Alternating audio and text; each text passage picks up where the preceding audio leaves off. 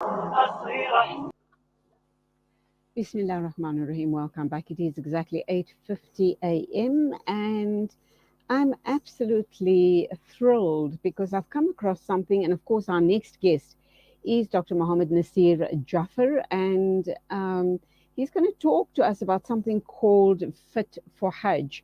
And the question I kind of asked myself, Alhamdulillah, I went on Hajj about 10 years ago, and at the time that I went, I wasn't aware of the issue around fitness for Hajj. We were just told in the Hajj classes that we ought to be wearing comfortable shoes and comfortable clothing. And I think the issue is long, long, long overdue. So let's hear how this came about. Dr. Mohammed Nassir Jaffer, Assalamu alaikum. Welcome to the program. Wa alaikum salam wa rahmatullahi wa barakatuh, and jazakallah for hosting me. It's a pleasure to be in your company. Okay, this is long overdue. How did it come about? Because back 10 years ago when I went on Hajj, at the time, I didn't apply my mind to the fact that I needed to be fit because there's a lot of walking to be done, and you're just in a very confined space with hordes of people. And if you're not fit, you are going to get sick. Let's understand what and whom this partnership is with and why it is so important that we all planning on going on Hajj and Umrah make certain that we embark on a project like this. أعوذ بالله من الشيطان الرجيم بسم الله الرحمن الرحيم الحمد لله رب العالمين الصلاة والسلام على أشرف المرسلين سيدنا ونبينا ومولانا محمد وعلى آله وصحبه وبارك وسلم. Assalamu alaikum to all your listeners and viewers. Shukran again for hosting me. It's actually a very long story. It's going back at least 10 years when we started conceiving this project. And it was a collaboration initially between myself, I'm a sports doctor, and a colleague of mine who happens to be a travel medicine specialist. And he accompanies the Hujjaj every year to Makkah with one of the Hajj operators. And I had this conversation and I said to him, brother, you're on that side, you're seeing all these sick people, but I've got an idea of how to reduce the amount of illnesses and injuries people are getting on that side. And one of them is to create an awareness of people becoming fit before they're leaving. As you know, the obligation is on every capable Muslim to perform this act at least once in their lifetime, which means it's going to be going on for eternity. There will be Hajj every year for eternity. And it is arduous, it is energy sapping, and it's also very psychologically demanding, and the pilgrim is faced with numerous challenges. And one of them is obviously the age, because most of these people who go are fairly elderly, and their own health, which in most cases, a lot of people have, coexisting illnesses like blood pressure and diabetes and heart ailments, and also generally have a very poor level of fitness. So it was born out of that, and then what we did subsequently, we tried to get an interested party. Alhamdulillah, we managed to get a club a running club in Cape Town called the Iteko Running Club. And we had conversations with the chair people and the coaches, and they were all on board. And then, Alhamdulillah, in 2015, we started a small pilot project, which unfortunately didn't work out. And then subsequently, we relaunched it in 2018. And at the time, we thought, okay, if we're going to do this, we may as well just do a study as well, and a scientific study, because unfortunately, people are very skeptical when you tell them something. They want to see proof. So we got down and we said, okay, we're going to do the program, but over and above that, we're also going to do a study at the same time to see what the outcomes are. So that is basically the background to what happened, in 2015. Okay, two questions. Why did the first launch fail, didn't do well? And what can you talk to us about your study, the sample size? What exactly were you assessing in the study? How long did it run for? And post the study, those people that were involved, did they kind of continue on this momentum of, yes, this is good for our general health and well-being, this is going to become a part of my lifestyle? That's a very good question, and you're right. I mean, this is exactly, we were actually quite stunned at what we found, when we commenced this project. So why it failed in 2015 was for three big reasons. The first was that the actual program that we did was a walking program, but unfortunately the coaches didn't buy into that. They came from a background of a running club. So once the people started walking comfortably, they told them to start running, and a lot of them became disinterested, and then they dropped out. So they didn't want to do that. The second thing was also initially what we did was we ran the program linked to the running club's own programs, which happened to be during weekdays, so in the evenings after work. So people had to come to the club having had a full day's work, and then still taking part in the program. So unfortunately that didn't work out, and subsequently we changed, and I'll tell you in a minute what we did. And then the third one was the club headquarters was a bit far away, so it was inaccessible for most people. It was after work, so they still had to find a way there. So it didn't work out. So when we relaunched in 2018, we made it a point to the club that, listen, we are not going to accommodate running here. It's going to be walking all the way, And then, alhamdulillah, some of the trainers who came on board also realized the significance of what we were trying to do, and they accommodated us in that way. The second thing we did was we didn't have weekday sessions anymore. What we did was we did it on a Saturday afternoon at 2 o'clock, and that time suited most people, because what happened was, you do your shopping in the morning, you have your light lunch, and then for the rest of the afternoon, you've got nothing to do. So unless you're a sports fanatic, there isn't really much to do on a Saturday afternoon. So most people then made themselves available, and then we ran the club, ran the program on a Saturday afternoon. We also gave them a program to do during weekdays, which they had to do on their own. So this was unsupervised. They had to do it either on a Monday or Wednesday, or Tuesday and a Thursday. And most of them bought into that, but some of them unfortunately didn't do it. They only came on the Saturday, but alhamdulillah also benefited from what we were offering.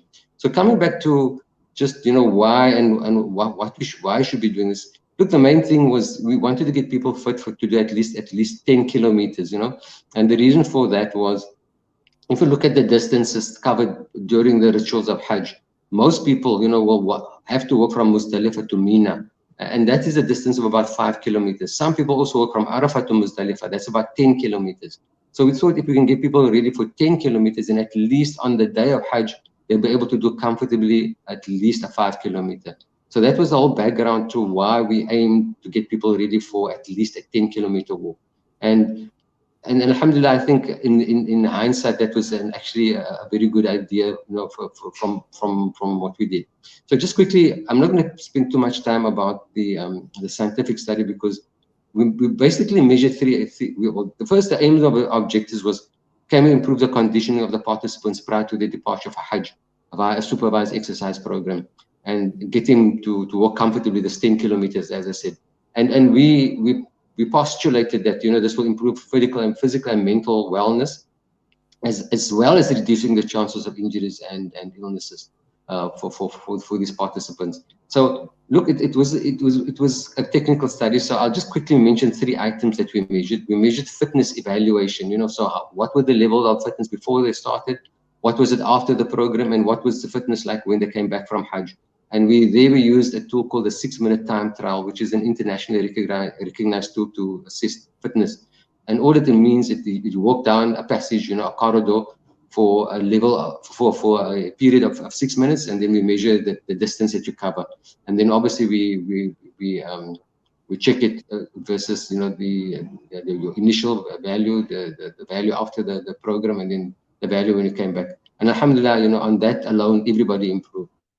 The second one, want to see what it did to your mental state, to your moods, and to your psychology. So we used a tool called the profile of mood states, which is also internationally recognized. It's a tool to measure, whether you're fatigued, whether you're full of energy, and so on and so forth.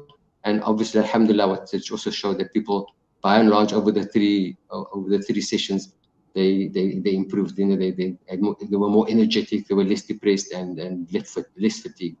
And then the last tool that we used was obviously a questionnaire to see what the outcomes were. Did they have any illnesses or injuries while they were over there, and how many of them actually became injured? So it was very, very interesting, because obviously our prediction was that we were going to improve on all 3 counts. But what we were shocked to see, just how much they improved. So I'll just quickly tell you that in 2017, there was a study done by my colleague, Dr. Salim Parker, who he did a random survey of almost 1,000 pilgrims from Cape Town, just to see how many of them became ill and attended the clinics on that side, because he's the travel doctor, he accompanies the Hajj.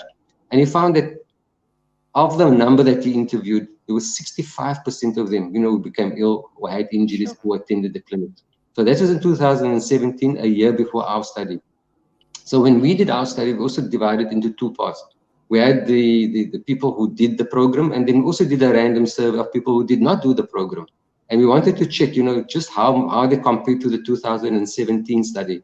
So in 2017, 65% of people attended the clinic. In 2018, people who did not do the walking program, 66% of them became ill or had injuries. So very, very close to the year before. And our group, when we checked them out, when we asked them afterwards, listen, how many of you actually became ill? It's only 12% who became ill, compared to 66% and 65%. So it was a staggering drop, almost of about 82% of people who then became, who had this fitness behind them and who obviously stayed healthy all the time. So based on that, we decided, look, now we've got the numbers, we've got the information. This is something that we have to distribute nationally, internationally as well, so people are aware of it. So that is when we started thinking about publishing it in a journal. And alhamdulillah, it was published earlier in this year, in June 2022, in a journal called the International Journal of Travel Medicine and Global Health. So it is available for people to have a look at. And the study is there confirming exactly what our suspicion was. So coming back now just to what is our long-term goal and what happened to these Hajjaj when they came back. So interestingly, most of them actually wanted to carry on, with at least some kind of informal walking program. And alhamdulillah, a lot of them are still, obviously they formed a social grouping now. So they managed to form friendships, and they now do things on their own on a weekend, for example. And alhamdulillah, in Cape Town, we have a beach, so they do beach walks a lot, various parts of Cape Town where they go for walks. And some of them even joined this same club, the Teco running club, and somebody they actually created a walking group now. So apart from just having a running group now, they've got a walking group. And a lot of these people have joined that walking group, as well as other people who now obviously weren't part of the program. They've also started walking. So they're alhamdulillah very, very positive spur. So our long-term vision is basically, that we will continue our from our end at the club. We are busy with, and we've actually started a program now. In last week, we started doing some evaluations for people to see if they're fit for the program. So that will be an ongoing thing at that particular club. But also, there's been a demand, and people in our northern suburbs have also approached us. So we are putting up another branch up in the northern suburbs, to also accommodate the Hujjaj there who are unable to come to the first club. We also obviously are trying to get this rollout in other regions in Cape Town, in other regions in South Africa. So alhamdulillah, we were also approached by Gauteng, and about 3 weeks ago we went up there and we did a presentation, and I think that is probably where you heard of it, because now they also on board, they also want to be part of this, and they also want to roll out the program. Similarly, we had somebody in Kabeja in Port Elizabeth who also showed an interest, and he's also on board, and he's also rolling out the program. So our whole idea is to motivate other countries also to implement, a similar strategy, and even to get the attention of the Saudi Hajj Ministry, to show them what their benefits will be, because obviously the fitter the people are, the less illnesses they have, the less injuries they'll have, and the less the budget will be that they have to spend on these Hajjaj. So we're going to try and do a presentation to them as well, and discuss the huge financial benefits to themselves as hosts, and also governments around the world, because the governments also allocate an amount of money for Hajjaj, for illnesses and for injuries and so on. And there's also a benefit. And then also in the people who are the less privileged in those countries, they could possibly give them an incentive and say, listen, if you can prove that you've been on an exercise program, maybe we'll give you some vouchers for I don't know, a meal or something, or reduce your stay, or give you a voucher for the hotels. That is our intention, is to actually get people's attention and to show them the worth of something like this. So in summary,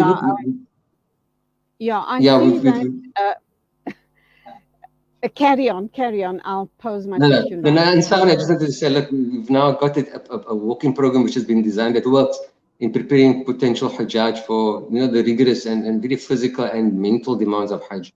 So I think this is why we're so confident that other people will be able to take it up and do it in their areas as well. Okay, you've got a website as well, www.fitforhajj1word.org.za. I see you've also seemed to have partnered with Sahuk, African Muslim Agencies, and the Qasim or Qasim Foundation. What's that partnership all about? And then can you tell us how we start up? And of course, the all important question then is going to be costs involved. The issue around medical evaluations, because that's going to also possibly determine people who would want to come on board with something like this. Yeah, look, now when we did the 2018 project, as I said, there were costs involved, and we got a very minimal sponsorship to help us with running costs. But unfortunately, if you want to do this, on a national scale, there's going to be a lot of money involved. And unfortunately, at the moment, we approach a sponsor, we haven't had any joy. So this is when we did our presentation in Joburg, Sahok offered to assist there, and African Muslim Agency as well. But we need obviously a lot more money. The thing is, if you want to do this properly, and also the way we're trying to do it, which is to run the program professionally, and also to make sure that the people are exercising in a safe environment, you are going to need additional people to assist. So there's going to be at least an administrator who's going to have to do the day-to-day running. There's going to have to be the trainers who are going to be running the program. You're going to have to be the medical personnel. We're going to have to monitor, and also in Cape Town, what we did was we accompanied the groups while they were walking. There was at least one medical person accompanying the group. So as you can see, that is a huge expense. People have been giving voluntarily, alhamdulillah, but sometimes, you do need extra assistance, and there will have to be a financial outlay. There's also other things that we wanted to do, some branding, some apparel for the Hajj. We need to also think about refreshments, for them. And also, what we did in Cape Town in 2018, we also had a get-together function towards the end of the program. And when the program is finished, which basically it's usually the Saturday before Ramadan, then we give them a little something, get together, or a meal. In our case, what we did was we had something in Ramadan as well. We had a mass iftar program for them. And then when they came back from Hajj, we also had another get together. So all of these things cost money. And unfortunately, at the moment, we're a bit cash strapped. So we're obviously appealing to potential sponsors and donors out there. If they can assist, please to come on board and to help us. And as I said, at the moment, this is purely volunteer driven. And some of the items that we have to obviously sponsor, we're doing it out of our own pockets. But alhamdulillah, as I said to you, people have been very generous. They've come on board and assisted, but we need a lot more. Alhamdulillah, I think it's a brilliant initiative, and undoubtedly by way of this program that you do get the necessary sponsorship so that you can do this for nothing else but the pleasure of Allah subhanahu wa ta'ala, and get our communities all fit again. And may they then, when they do go on their Hajj or Umrah, have a wonderful, healthy experience, and they continue their fitness regime when they get back. So all I can say is I laud you guys for this, Dr. Mohammed Nassir Jaffer. You're based in the Western Cape, but I see you have introduced here in Johannesburg as well. And for people wanting to join up, I think the simplest thing would be for them to go to your website. Would I be correct? That is absolutely correct. That's going to be the easiest, but there are also contact details of people in Gauteng. They can always, via the website, ask us who the people are involved. As I said, we've got somebody in Kabeja as well. So if somebody's interested there in that region, they're most welcome to contact us via the website, and we'll put them in touch with people who will then assist to enroll them onto the program, inshallah. I say it again, brilliant initiative. May Allah subhanahu wa ta'ala accept all of your efforts, inshallah.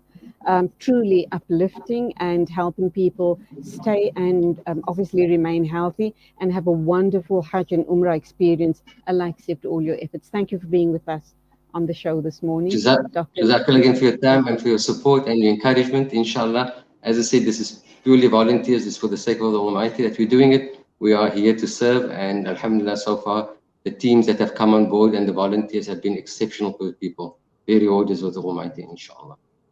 Ameen, Thumma Ameen. Salaam alaikum to you. It is 10 after 9 o'clock exactly. News and views right here on Salam Media. Zai Jadwat is standing by with a news bulletin.